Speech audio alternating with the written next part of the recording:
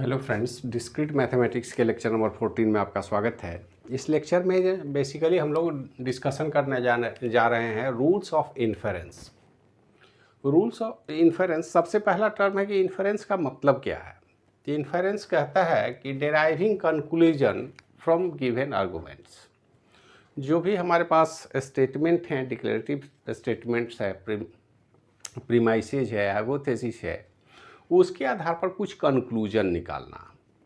तो स्वाभाविक है कि जब हम मैथमेटिकल प्रूफ की बात करते हैं तो कुछ न कुछ हमारे पास गिवन स्टेटमेंट हैं, उनके आधार पर जो भी हम कंक्लूजन निकालेंगे इसी को बोलेंगे इंटरफेरेंस। देखिए, इंटरफेरेंस को जो रूल्स हैं उसको कैसे डिफाइन किया गया है, तो it is the template for constructing valid argument.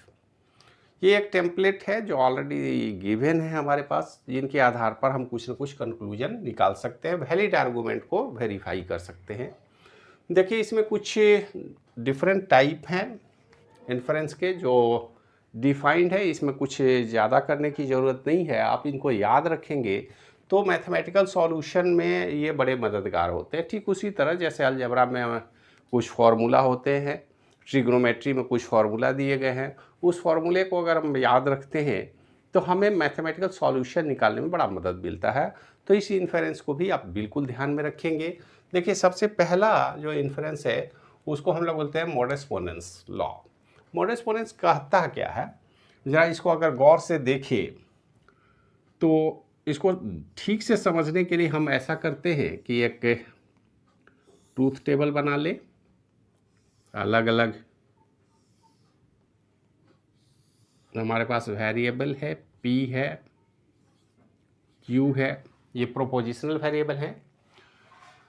अब यहाँ पर मोडस पोनेंस का क्या कहना है कि P इम्प्लाइज Q,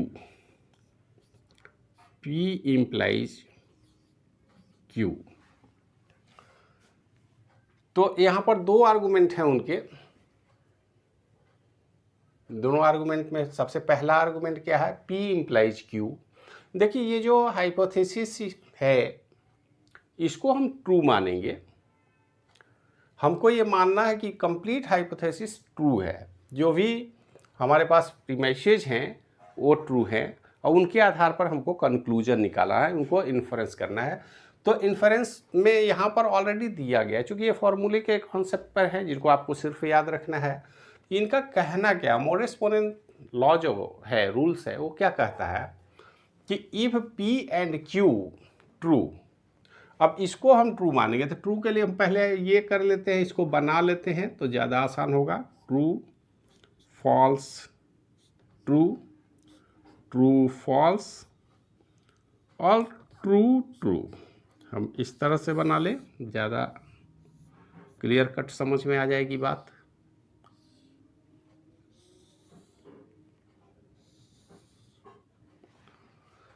अब इसका ट्रूथ टेबल तो हमें पता ही है, ये ट्रू होगा, ये भी ट्रू है, ये स्टेटमेंट फॉल्स है और ये स्टेटमेंट ट्रू है। अब इसके आधार पर ही हम वेरीफाई कर लेंगे। मोडस पोनेंस क्या कहता है कि P इम्प्लाइज Q, ये ट्रू है और P भी ट्रू है। अब कंक्लूजन डिराइव क्या करें, so that Q is also true.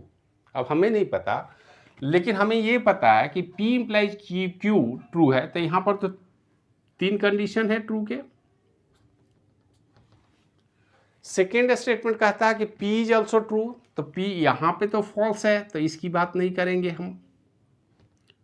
यहाँ भी P हमारा फॉल्स है तो इसकी बात भी नहीं करेंगे।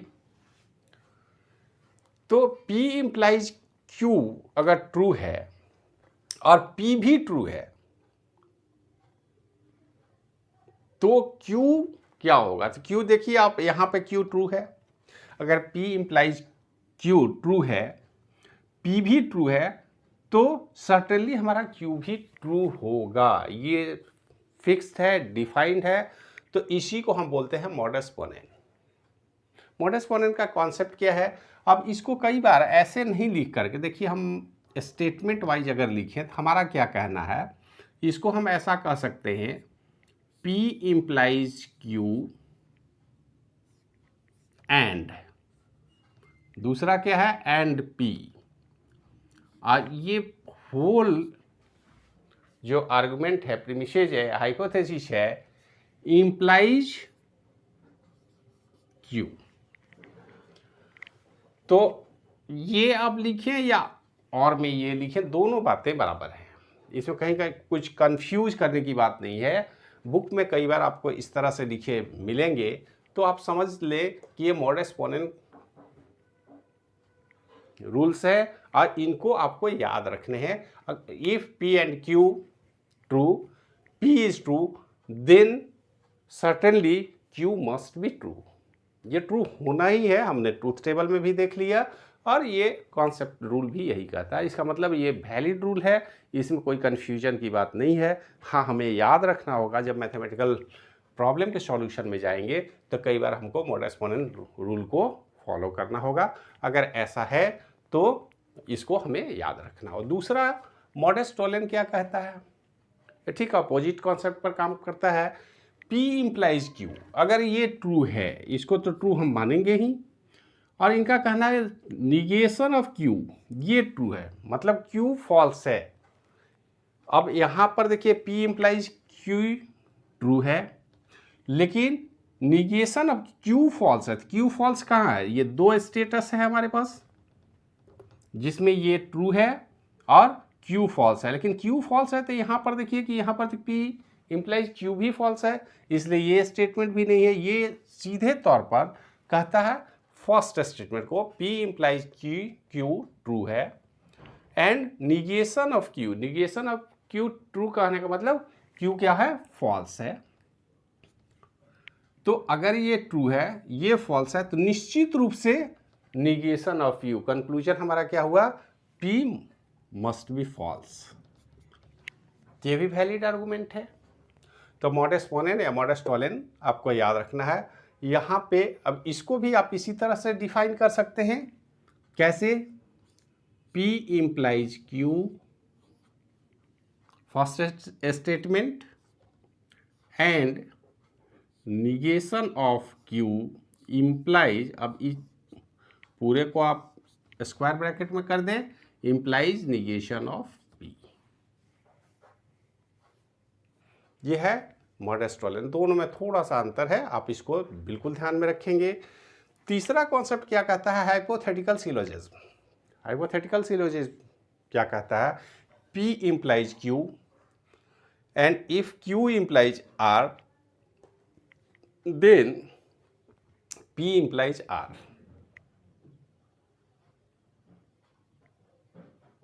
ये सिंपल सा कॉन्सेप्ट है। अब हमारा कहना है कि P इम्प्लाइज Q ट्रू है, ये भी ट्रू है, देन P इम्प्लाइज Q भी ट्रू होगा।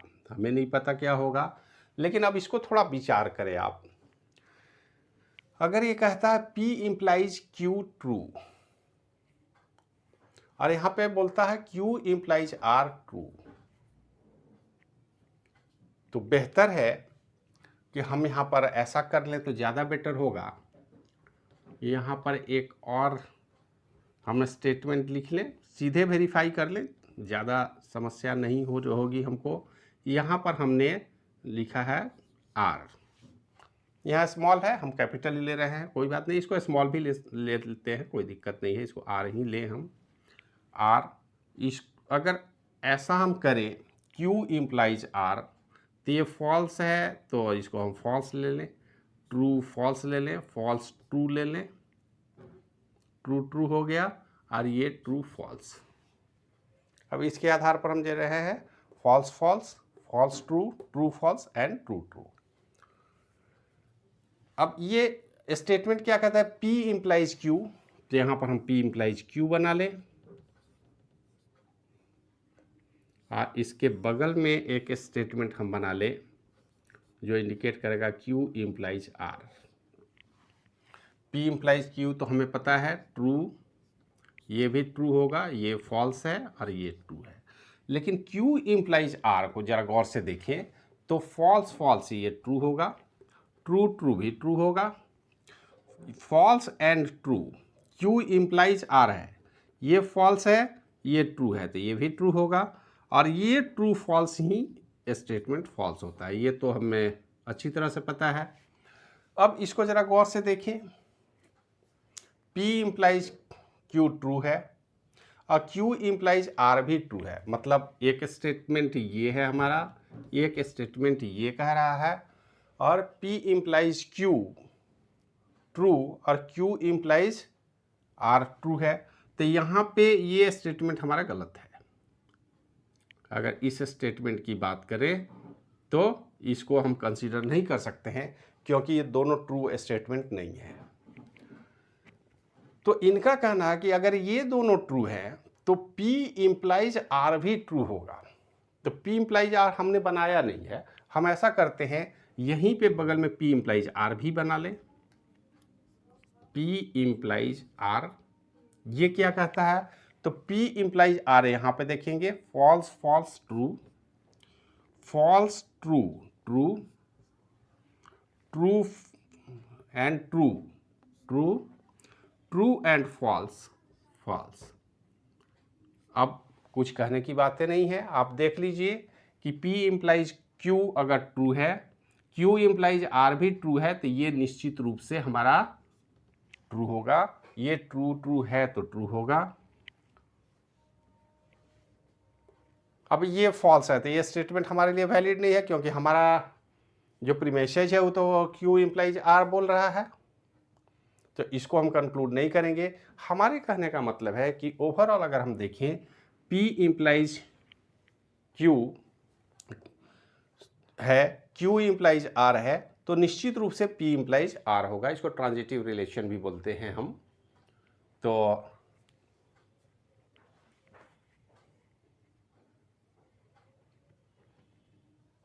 ये ट्रांजिटिव रिलेशन है, ये वैलिड है। इसको हम लोग बोलते हैं हाइपोथेटिकल सिलोजिज्म। अगर ऐसा है तो हम ये प्रूफ कर सकते हैं।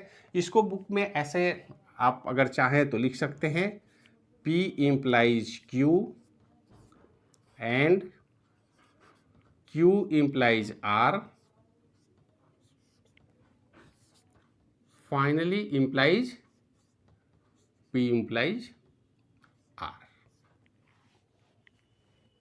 ये है हाइपोथेटिकल सिलोजिज्म। इसको आप याद रखेंगे। तो हर जगह इस फॉर्म में नहीं लिखा होगा।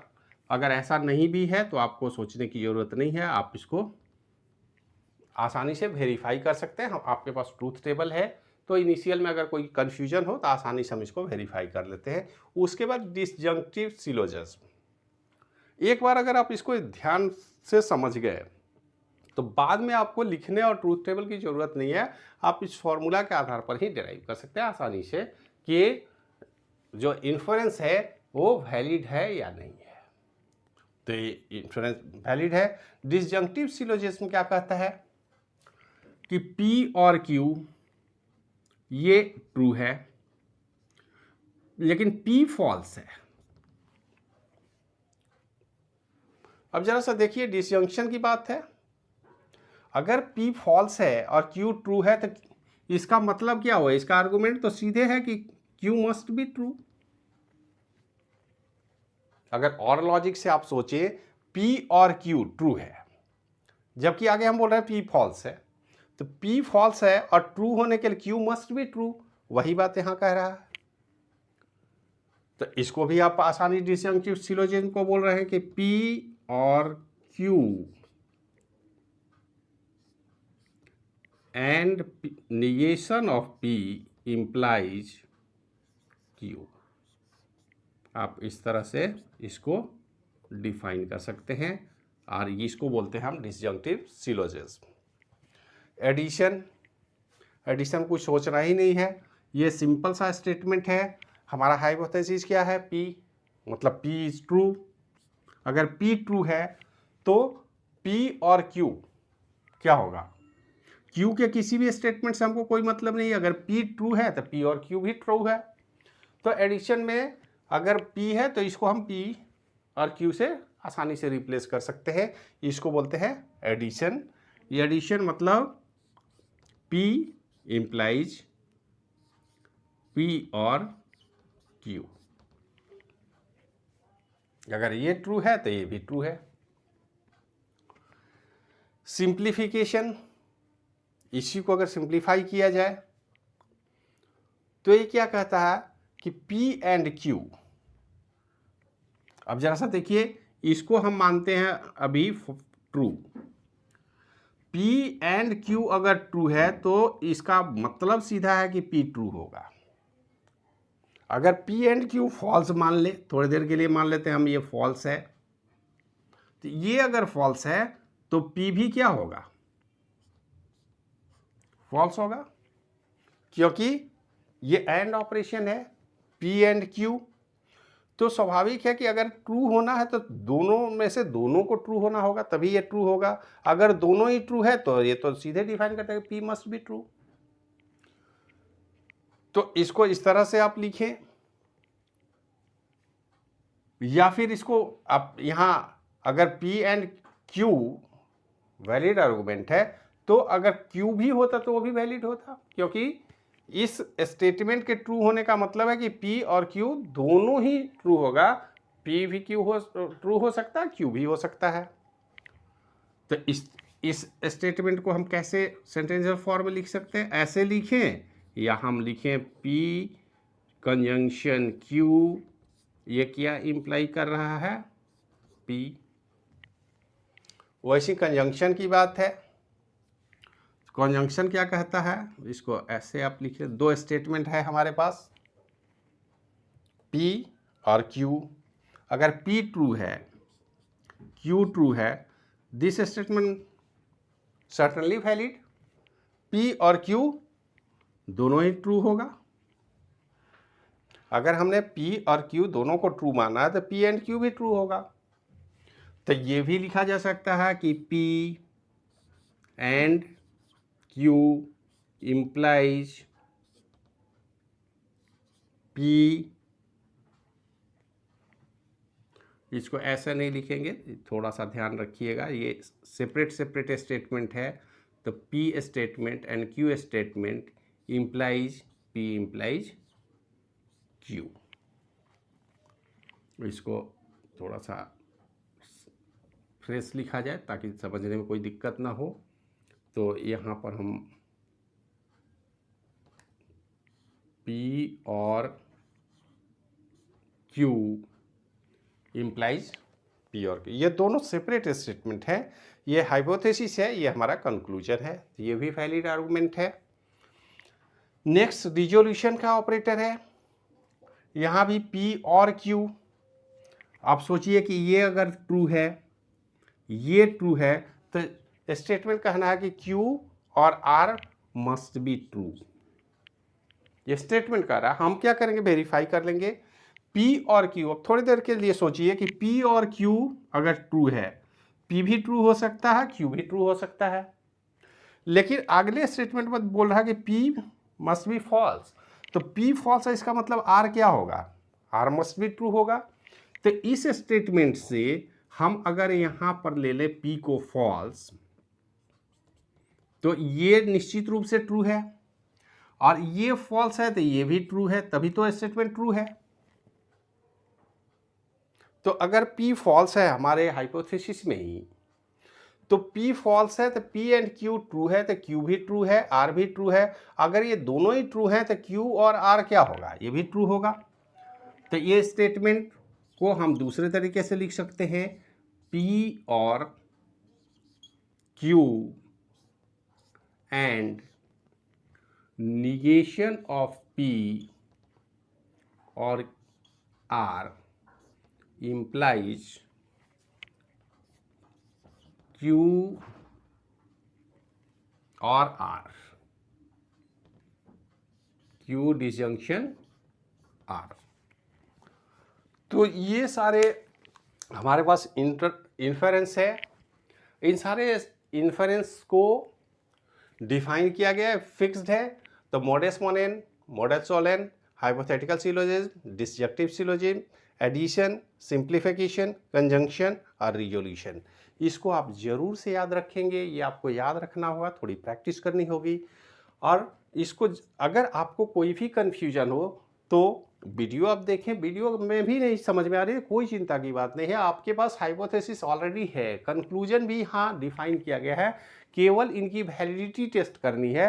तो वैलिडिटी आप टेस्ट कर लें, ये सारे स्टेटमेंट वैलिड है, और इन स्टेटमेंट को याद रख के आगे जब भी हमको प्रोपोजिशनल कैलकुलस में, प्रोपोजिशनल स्टेटमेंट में उनकी वैलिडिटी टेस्ट करनी होगी, तो ये डायरेक्ट इस तरह के वैलिड जो फार्मूला है, इसको एक तरह से मैथमेटिकल फार्मूला आप बोल सकते हैं, जिनका इस्तेमाल आप अपने प्रोग्राम में इक्वेशन के सिंप्लीफिकेशन में आसानी से कर सकते हैं।